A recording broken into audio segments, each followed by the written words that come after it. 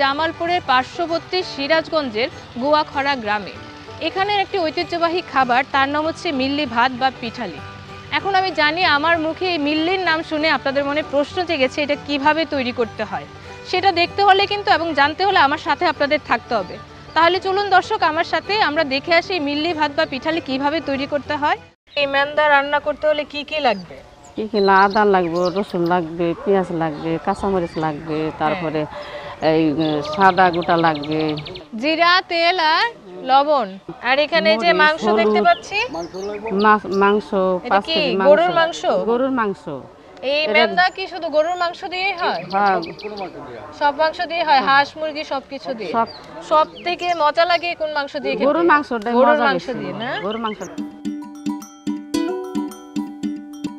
এখন কি করতে হবে? পেঁয়াজ দাও। পেঁয়াজ দিতে হবে না? হ্যাঁ হ্যাঁ, লাবলো পেঁয়াজ না দাও। আচ্ছা,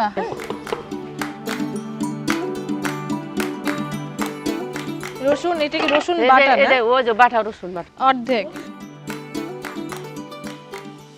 দর্শক, এখন কিন্তু 250 গ্রাম পরিমাণে রসুন বাটা দিতে হবে। হ্যাঁ, চাচা দিচ্ছে।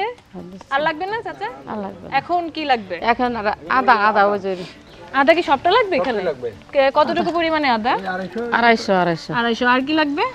হ্যাঁ, হলুদ কতটুকু পরিমাণে? সবটা লাগবে? সবটা লাগবে। অর্ধেক আমি দিয়ে দিব। সজের গুঁড়া, এটা ধনিয়ার গুঁড়া করে কয়। এই যে দিলাম 1 চামচ। হ্যাঁ, আর হাফ চামচ হয়েছে, ঠিক আছে? আচ্ছা, এটা রাখি। এখন আপনি লাল দেন। এখন কি দিবেন? এখন এটা মিঠা সস করে কয়। মিটার সস 1 চামচের মতো দিলে হবে? হ্যাঁ, 1 চামচ দিলে হবে। আচ্ছা, এখন দিব কি?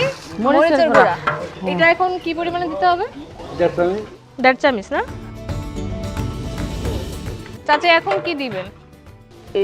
এটা গরম মশলা গুঁড়া একটু দিব।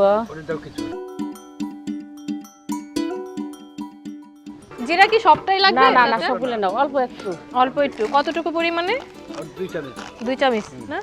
এই দিলাম 1 চামচ, এই দিলাম 2 চামচ।